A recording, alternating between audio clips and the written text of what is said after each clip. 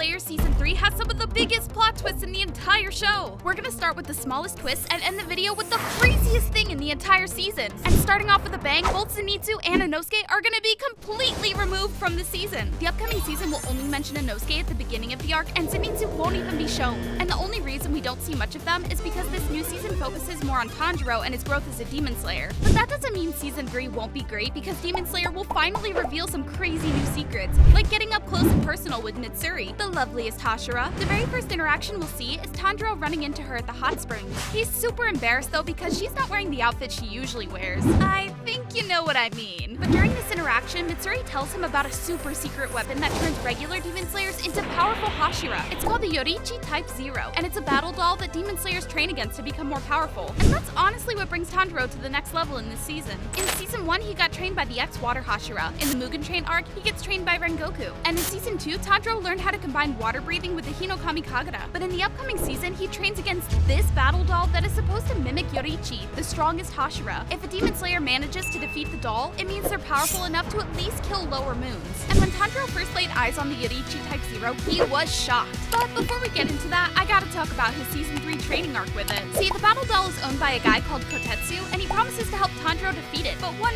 huge issue immediately pops up. Kotetsu might be good at taking care of the Type Zero, but he is not a good teacher. Kotetsu forbids Tanjiro from eating food until he can damage the battle doll. And the bot is so powerful that Tanjiro at first isn't able to land a single hit. It gets so bad that at one point, Tanjiro almost starves to death. But from previous seasons, Tanjiro's learned to use his nose for difficult situations like this. And once he starts using his nose, he's able to figure out where the bot is targeting him. This is where one of the most important Season 3 moments happens. Tanjiro finally gets a hit in and manages to decapitate the doll. When the head rolls off, a secret sword is revealed in the neck of the bot. And you gotta understand that it's not an ordinary sword, it's one of Yoriichi's original katanas. Unfortunately for Tanjiro, the sword is basically unusable after being hidden in the battle bot for 3 centuries. But Season 3 pulls through with Haganazuka the swordsmith. He shows up and accidentally creates a scene that all of you simps are gonna love.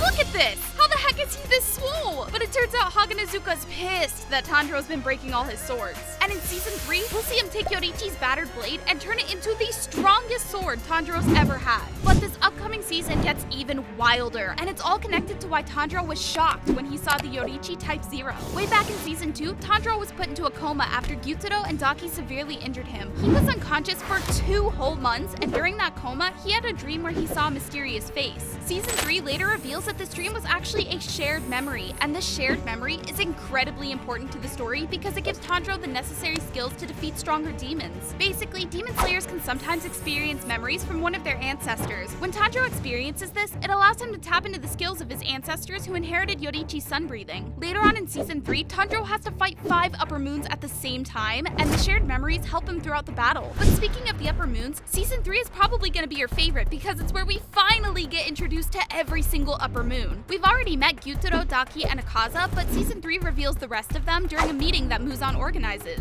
Kokushibo is the strongest upper moon, and Doma is a creepy demon who always sucks up to Muzan. But only 2 of the upper moons are actually important this season, Gyoko and Hantengu. They're both extremely powerful. Gyoko can turn anyone into a fish, and Hantengu can clone himself 4 times, each clone stronger than the last. And during the Season 3 fight against them, we'll get to see the power of shared memories in action. See, Nezuko gets injured, which causes some of her blood to splatter onto Tanjiro's Nichirin blade. And from Season 1, we already know that this turns his blade bright red and gives him more power. Unlike Season 1 though, Tanjiro also received shared memories from his ancestors, allowing him to become one with Yoriichi and striking down 3 of Hantengu's clone demons in 1 blow. I feel bad for those demons. They're getting completely beat up. But Season 3 does Muichiro even dirtier when they reveal his sad backstory. When Muichiro was only 10 years old, both of his parents died, leaving him and his twin Yuichiro behind. Muichiro was the kind one, while Yuichiro was kind of a jerk. But all that changed when they got attacked by a demon who fatally wounded Yuichiro. Muichiro snapped and went on a rampage, wiping the town up and down with the demon's body. And before Yuichiro passed away, he told the young Muichiro that the Mu in his name stands for Mugen, which means infinity, telling him that he can tap into infinite strength for the good of others. Listen, listen, Muichiro is absolutely overpowered, but what's really overpowered are Genya's teeth and stomach, and I'm saying this because Genya unleashes a secret power in Season 3. See, at one point in the upcoming season, Genya and the rest of the gang chased after Han Tengu, and it looks like the demon is about to get away. So Genya uses his teeth, bites into the demon, and swallows a chunk of flesh. What happens next is something that's never happened in Demon Slayer, but you have to realize how hard it is to cut into a demon's flesh.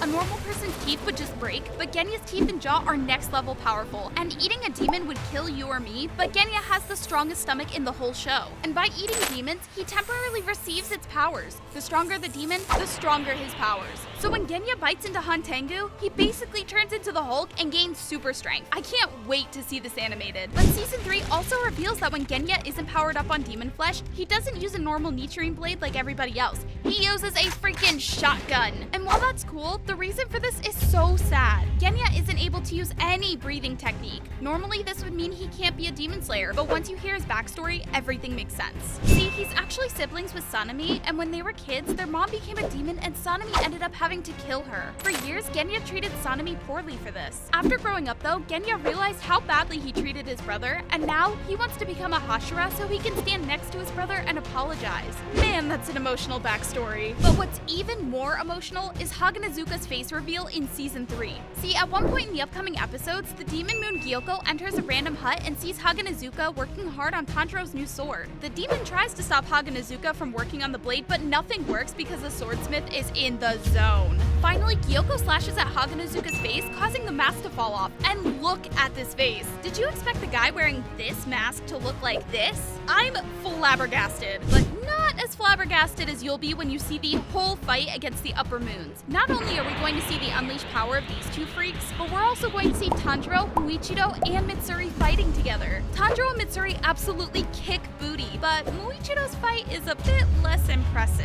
For most of the battle, he's actually trapped in a water vase type thing where he can't breathe or fight. Mitsuri, on the other hand, is a beast and immediately saves a bunch of villagers the moment she shows up. But it's when Han Tengu starts insulting her that she goes God mode using this. Mitsuri doesn't use a regular katana like the other demon slayers. She uses a paper-thin sword that basically works as a whip. It's still made of metal, so it's incredibly deadly. And while she's doing just that with the demon Han Tengu, we get to see a crazy glimpse of her previous life. But the weird part is that it's not as sad as the other backstories we've heard so far. Muichiro's backstory is sad because both of his parents died, but Mitsuri, well, she got insulted by her fiance. Back when Mitsuri was younger, her fiance didn't like that she had pink hair and told her it was ugly. You what?